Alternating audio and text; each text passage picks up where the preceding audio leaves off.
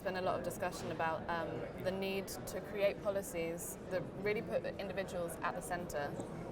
So what do these policies look like in practical terms? Yes, I think first of all, and there have been some discussions in the media about this, I think it is clear that somehow weakening the 1951 Refugee Convention is not a response to the situation that we currently face. The protection that is provided by the 1951 Refugee Convention needs to stay in place, and where necessary, asylum procedures needs to be reinforced to deal with the larger number of people that have come in. So that is, I think, a very important point to put up front.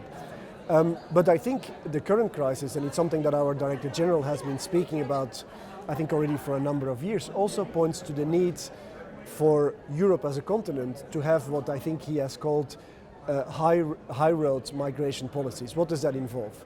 That involves, first of all, increasing the legal avenues for migration. I think we need to be clear about the fact that migration is a natural phenomenon, is a desirable phenomenon if it's managed well. It is undeniable, and you had a number of associations from businesses coming forward in Europe saying the same thing. Europe needs more migrants to support its economy.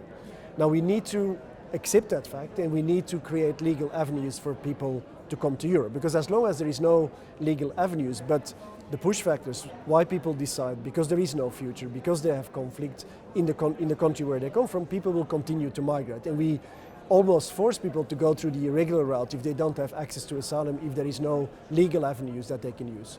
That can include also, for example, seasonal workers statuses, but that gives people the opportunity to come to Europe legally. I think that's one point. The second point, and we have seen the recent example of Canada, where Canada has agreed to take 25,000 Syrians from Turkey, Lebanon, and Jordan. We need to have more resettlement. We need to work together with the countries that are currently bearing the largest burden in terms of refugees to alleviate that burden. Also to allow those governments, these countries, to give more opportunities to the refugees that are there, and don't force people to move on because they really, their situation, humanitarian, access to education, access to labor market is such that they really don't see the future of where they are. So more resettlement, higher resettlement quotas needs to be part of this high road migration policy.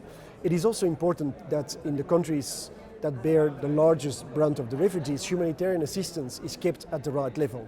And we've seen some worrying signs even amongst traditionally good donors, where there are discussions to reallocate money that is used for humanitarian assistance and development assistance outside, to use that money to deal with the crisis inside.